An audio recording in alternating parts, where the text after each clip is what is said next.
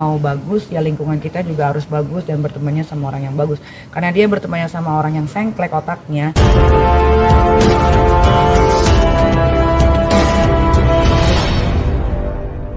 Dia atau Kejari Jakarta Selatan juga terima kasih banyak karena sudah menjalankan tugasnya dengan baik gitu. Memang ya dia bersalah, ya dia harus dihukum. Siapapun yang bersalah di negara ini memang harus dihukum sepantasnya. Apalagi makanya nih Niki ingetin ya buat siapapun yang pemakai penikmat sosial media, mau Instagram kah, mau TikTok kah, mau Twitter kah, kalau kalian berurusan dengan orang dewasa, cukuplah orang dewasanya aja.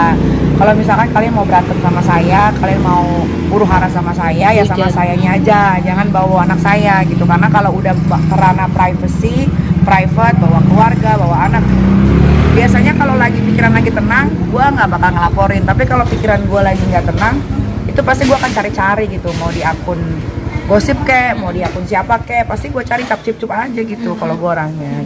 Jadi kemarin itu kan atas hinaan ya, atas hinaan anak-anakmu gitu kan. Nah gimana tuh ketika akhirnya hinaan itu kalau boleh di flashback sendiri seperti apa sih? Jadi dulu itu si narapidana Indra Tarigan ini kan sebetulnya gue tuh nggak pernah punya masalah sama dia. Cuma dia dulu kan gue di pagi-pagi pasti happy. Nah dulu kan Bang Billy sama Chris Hatta berantem lah, karena gue temenan sama Bang Billy kan jadi gue support Bang Billy dong. Tiba-tiba si Chris Hatta ini nge-hire lawyer yang namanya Indra Tarigan. Nah disitulah dia mulai menghajar gue, padahal gue nggak ada salah, gara-gara gue di pihaknya Bang Billy. Itu proses itu adalah duduk pertama kali gue tahu yang namanya si Indra Tarigan ini. Gitu, nggak tahu kenapa pokoknya gue terus dicucur. Tiba-tiba si Indra Tarigan ini, narapidana ini, dia gabung bersama geng sampah. Gue nggak ngerti tuh gimana cara ngerekrutnya satu sama lain tuh, gue nggak paham. Sampai akhirnya terjadilah nggak tahu pokoknya tiba-tiba dia itu kayak nyerang gue terus, sampai ada laporan polisi di Polda banyak dan akhirnya ditolak karena nggak masuk kan pasalnya. Terus abis itu tiba-tiba dia posting abang gue dulu, abang gue mukanya dicoret-coret gitu kan. Terus abang gue kan waktu itu kan namanya dia kuliah lulus, jadi dia bikin acara sama temen-temennya, dia coret-coret mukanya kayak Joker terus dikatain. Terus abis itu makam nyokap gue juga dikatain. Terus abis itu baru ke anak. Nah pas ke anak itu gue kayak dek gitu. Jadi ada satu postingan yang gue lagi video call sama anak, tapi terus akhirnya gue berpikir kayak, wah ini nggak bener nih, kok dia lawyer tapi kok dia tidak bisa membatasi emosinya gitu. Akhirnya ya udah dapet masuk pasalnya, ya udah jalan. Ini 2 tahun loh prosesnya, karena kalau gue itu kan kalau ngelaporin orang memang betul-betul menjalankan sesuai prosedur. Gue nggak pernah bayar, gue nggak pernah minta tolong siapapun. Gue pengennya memang pure aja gitu jalannya.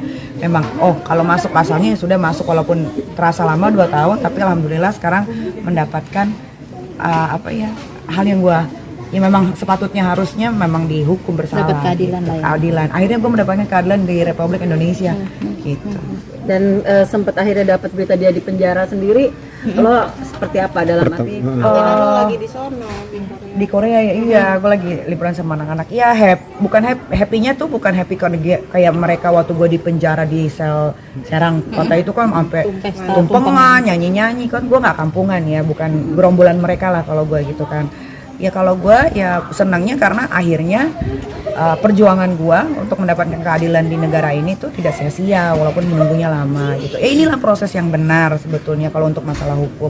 Kalau yang lain itu kan kadang-kadang minta tolong ini, ntar bayar lewat belakang apa segala macem gitu kan, Markus lah segala. Kalau gue tuh enggak, gue tuh bener-bener pure 2 tahun ini ya udah.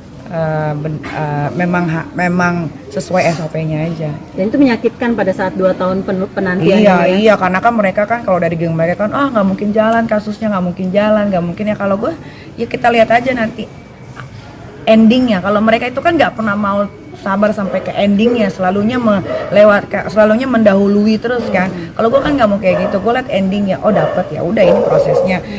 Kenapa jadi 2 tahun terasa lama? Karena si narapidana Indra Tarigan ini kan kasasi lagi sampai ke Mahkamah Agung, kasasinya ditolak, alhamdulillah, makanya itulah 2 tahun lama gitu.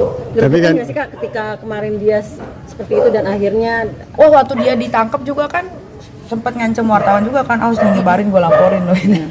Masih ada songongnya ya, padahal ya duit juga nggak ada, tinggal juga masih di tempat kayak begitu ya. Tapi itu dia lah, makanya banyak-banyak bercermin jadi manusia itu gitu kan. Kadang-kadang kita nggak pernah tahu kan, maksudnya keadaan kita tuh seperti apa gitu kan ya. Sekarang kalau nggak salah dia udah dibotakin ya kalau nggak salah ya. Ya karena kan di penjara nggak boleh rambut gondrong. Dan siap bersaksi juga nggak sih Nyai ketika nanti persidangan atau Udah nggak ada sidang. kayak apa ketika nanti kelanjutannya mungkin Udah nggak ada kelanjutan. udah selesai. Ini udah selesai. Ini tuh tinggal dia si narapidana Indra Tarigan ini tinggal menjalankan hukuman yang sudah ditetapkan dari Mahkamah Agung yang kasasi itu. Jadi dia tuh dia tinggal menjalankan hukuman. Pengen biar bagaimanapun kan ya dia manusia kan. Iya. Ya akhirnya dia merasakan bagaimana tinggal di penjara. Penjara yang sebenarnya ya. Kalau Cipinang itu kan udah sebenarnya ya kan. Kalau kemarin itu kan gue cuma titipan gitu kan. Beda gitu kan. Prosedurnya beda, tempatnya beda. Kalau dia kan emang bener-bener apa namanya itu apa sih kalau penjara itu tempat LP ya. Memang lapas lembaga binaan memang dia sudah menjadi narapidana yang seutuhnya gitu kan. Itu nggak enak makanannya. Setiap hari makan cadong ya kan. Mungkin cadong itu kayak makanan yang nasi ya ala kadarnya lah, terus campur kayak gitu kan. Gua aja nggak pernah makan nasi cadong gitu kan. Setiap hari pasti keluar uang gitu ya. Ya siapa yang mau perhatiin gitu kan. Pasti kan yang ketua-ketua gengnya ini yang sudah merekrut dia kan juga nggak bakal ada yang mau bantu dong. Dan dia bukan di penjara 1-2 bulan gitu, 8 bulan plus 6 bulan kalau dia nggak bisa bayar denda 250 jutanya gitu. Ya pasti gue akan menjenguk gitu. Setidaknya gue pernah bilang juga sama dia waktu di persidangan, saya maafkan kamu tapi proses ini tetap berjalan. Tapi saya pikir dia mau berubah, ternyata dia masih menghajar saya beberapa minggu yang lalu kan. Ya udah akhirnya jadinya masuk penjara deh. Nah, kalau dia ketemu ngomong apa sih Kak? Apa yang mau diomongin gitu kalau dia ketemu? Di Serang itu kan yang bersangkutan juga jenguk ya?